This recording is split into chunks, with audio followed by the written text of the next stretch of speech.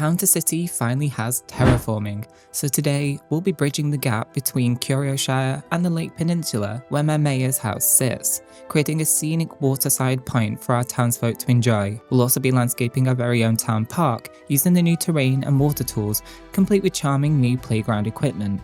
So sit back, relax, and let's build in Town to City. And if you're enjoying this series, hit the like button and consider subscribing if you haven't already, so you won't miss out on future episodes. And without further ado, let's continue on.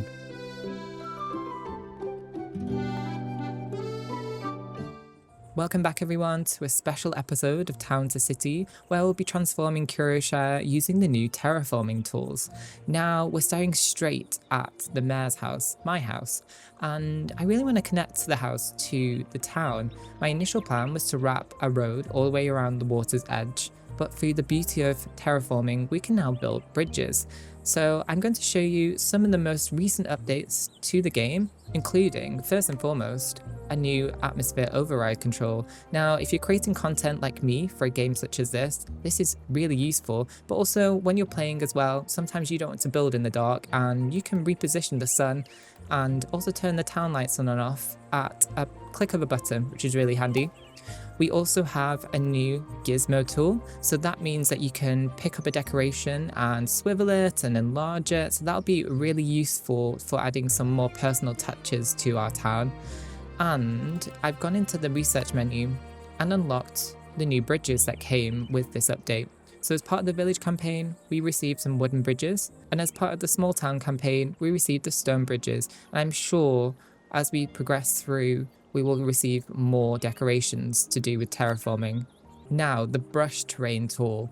I've been playing around with this since the update came out, and it's really intuitive and it's very smooth as well, which I'm very happy about. So we have the ability to raise and lower the terrain. We also have the ability to remove and add water, and the ability to flatten and smoothen terrain. So here's an example of using the water tool. I've created a little pond for a garden on one of our farmlands, and I've also lifted the terrain using the new tools just to create a bit of differentiation to this churchside park. And the menu has also received an overhaul. We have the ability to add filters, also to collate our favorites, which is very useful when you're using the same kind of item throughout the town. And we have a new filter for bridges. Now we have a couple of variations in different materials. We've got an arch bridge that comes in a few various sizes. We have a wooden bridge, a stone bridge, and a dark wood bridge. And these all cost $50, which is fairly affordable, I think, for a bridge. I'm thinking to connect our mayor's house to the town, I would quite like a bit of a fancier bridge. So I'm thinking of opting for the stone bridge. Now let's see how large this one is. It's not long enough to connect both sides of land, but we can use the terrain tool. So let's start with the remove water brush. You can see how seamless it connects to the old terrain. I think I would just like to pull it out just as far as we can to connect that large bridge to the other side. And also, if you make a mistake now, we have an undo last action button, which for a perfectionist like me is heaven sent. Let's put it that way. So I think let's go back to the bridges and let's choose the archstone bridge. And maybe you can just prospectively place that around about here. Actually, when you think about it, the central part of town is here, so I'm sure I can build out the peninsula to be a little bit more central to our train station. And before I forget, train stations now can be changed in appearance. So initially when you upgrade your campaign, the train station gets bigger. But I just thought for a nice little charming village, they wouldn't have a gigantic train station. So I've just decreased it down to the 3rd level. But you can rotate through them and choose whichever one you wish. I'm choosing this one for now. So let's get rid of the fencing here, just so I can connect some of the bridge in. And let's extend the land as well. This is pretty much game changing, and you now have the ability to create your own custom maps, which is very exciting. So we've connected our first bridge, and look at it in all its glory. It's very much giving like Parisian, European vibes, which, you know, kind of ties into what we're going for with this English countryside town. Now I'd like to center the house a little bit better now that we have the bridge installed. So I'm thinking around about here. And let's remove our sand. And I'm thinking of going for a plaza instead, making it a little bit more official. We also received some brand new streetlights made of stone, so this perfectly sits in with this stone bridge. So I'm going to place a couple on there. And let's place a couple on here as well.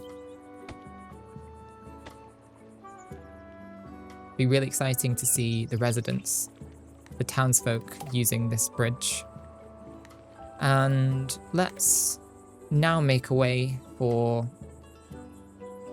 our bridge to be connected to the village. So let's maybe just use this one central road. Let's draw a plaza with a square brush, I'm going to say. And a line tool. How wide do we want to make it? I think this is a pretty good width. Maybe I could go down one more. Let's drag it down. And we have officially installed our first bridge. That was so incredibly seamless. And I very much like the vantage point from this. And it gives us the ability as well to add more landscaping. For example, I installed a new pottery in Curioshire, and as you can tell, it's a very big building. So I ended up just manipulating the terrain and bringing it out a touch further so we could fit it in. So it's bringing up so many options now for building. The possibilities will be endless. I'm going to move our kiosk here, since it still kind of works in this world. And let's choose our... I'm wondering actually now whether we switch up our fence with something more official. Let's see. So we've got the tall metal fence and the tall fancy fence. Maybe not the fancy fence. Maybe let's go for the tall metal fence. I will say, by adding new manipulation to the terrain, it does occasionally cause some of the placement to glitch out. But I think that's fine. I'm happy as Larry with this new update, and you will receive no complaints from me. Just going to place our lily pads back in. We also have the great ability now to have objects collide with each other, so we can create some custom decorations, which is exciting. While I was just refining the water's edge, is that a new update? Do we have flying fish? We do. Ah, so darling. I'd like to add some decorations onto here. Now, what do we have? Let's go into our plaza menu. Got some great new unlockables now, so that's really useful. So I can't seem to add this stone basin onto the bridge, but maybe we can add some flowers. Will they work? They do. Although not really what I was hoping to have. Did they hang as well? Oh, they do. That's really good. Maybe let's put some hanging flowers. Don't know how much this would really make sense, but I am going to add them anyway. Maybe I'll put one there. One here. Yeah, I think just 4 on either side. Terrain paint in this plaza section with... Maybe let's go for soft dirt. Make it look a little bit more natural. And I'd like to grab some more trees in this area. I really like the autumnal update actually, because there's some trees that aren't overly orange. Like this one, for example, it blends nicely into the world with these more greener looking trees. Maybe let's go for a couple of pines and then another one of you. Maybe one of you as well. Have a bit of dimension. Let's landscape with a few bushes. My go-to for Curioshire is yellow flowers, and Well, at least in the more kind of communal areas. And I've just been using that as a palette more than anything. I also have access to some mushrooms as well, so that adds a nice bit of countryside charm to the build. Let's place a few around here, and also some single ones as well. It's all about the details. Perfect. I'm going to leave that space open, like I mentioned, for a commercial build. Swoop on over to the mayor's house. Now, I wouldn't really like my house to be open to a accessible bridge in that sense, but we can use some fences at least to kind of block us in a little bit. So maybe you go for a fancier fence. Is it the tall one? Yes, it is. I wish we had more gates in the game. That's the only thing I would like as an addition, unless of course we do, and I've just not unlocked them yet. And I just want to make it look a little bit different to our mayor's house in Curioville. So if I just opt for this plaza, actually maybe what I need to do is balance out the plaza a bit more. Oh, we can upgrade. Okay, that's good. I'm going to upgrade the exterior just so it looks a bit fancier, you know. And I'm going to paint in some grass, I think. Is this the right shade of grass? This one is. Because I don't want to have dirt everywhere. Doesn't really make sense. I think I'd like to create some hedgerows. So let's choose the right fence. Let's trace our, I guess what you would call this, like a roundabout. A central roundabout. Now I'm going to add some detail to my mayor's house and create some flower beds. So let's get into build mode.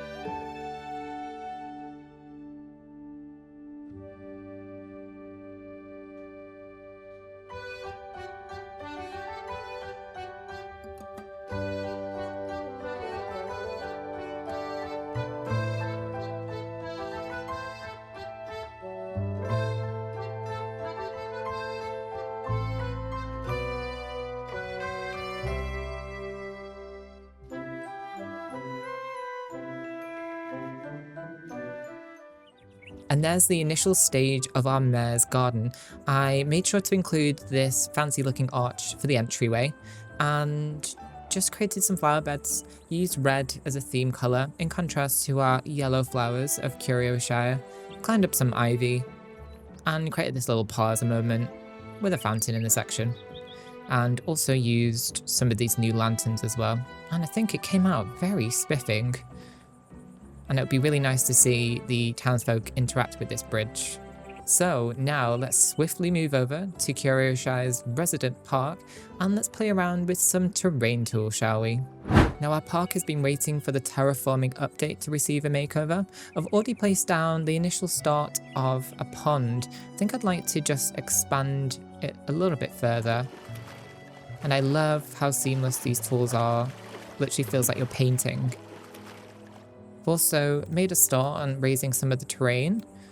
So you can obviously increase the brush size, but also you have the strength and also the fall off. So that basically means that if you do the full fall off, it's a lot harsher. And when you do it all the way down, it's a lot more gradual. So I really like that we have some intuitive brushes here. So I think I'm going to create a bit more of a hill moment here. And maybe just raise this up. Might just maybe move the strength down a little bit. But I'm so happy this has been added to the game. It's really made all the world of difference. I think what I'd like to do is place down a pathway made of dirt, and then we can connect in some stalls, create maybe a picnic area, and maybe a secondary pond as well. So let's get into build mode.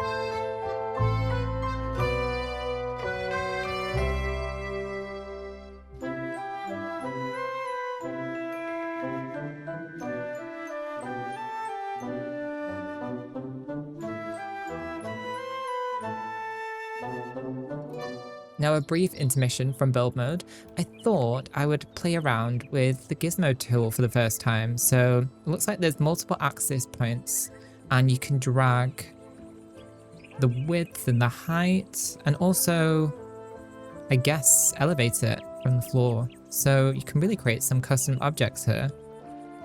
I think I'd like to make it a little bit bigger since it looked fairly small when I first placed it down. There we go, a little bit better. Now back on with build mode.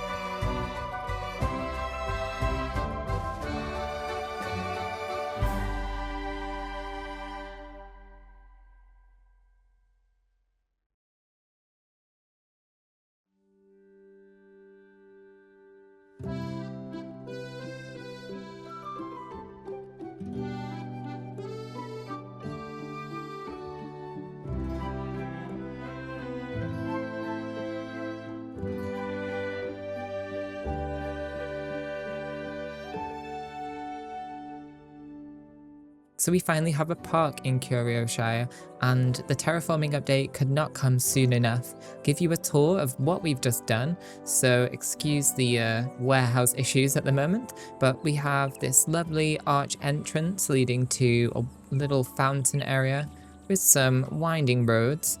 I made sure to use the elevation terrain tool to create this little mountain area and create a little vista point. Also included a bridge actually. I initially wasn't going to add a bridge to our pond area, but I just thought this looks so beautiful. And especially with the wildlife and all the little water lilies. Such a gorgeous little shot. Also added a park to the area, including some of the new swings. We also have a little roundabout, some monkey bars, and this little tree swing as well.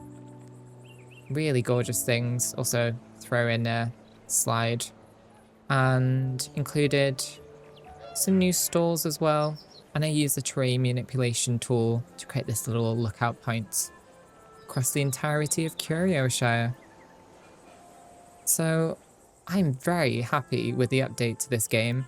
I think some of the tools are so intuitive. I've noticed a few glitches, so pressing the undo button, which I absolutely love now that we have in the game, it would occasionally lift some of the decorative objects, but I think that's fine, honestly. I'm sure it will work out the kinks with some updates in future patches. I'm going to leave things on this lovely, tranquil scene. Thank you so much for joining me. If you do like this video, please give it a like and leave me a lovely comment down below, and let me know what other things you'd like to see with the terraforming update.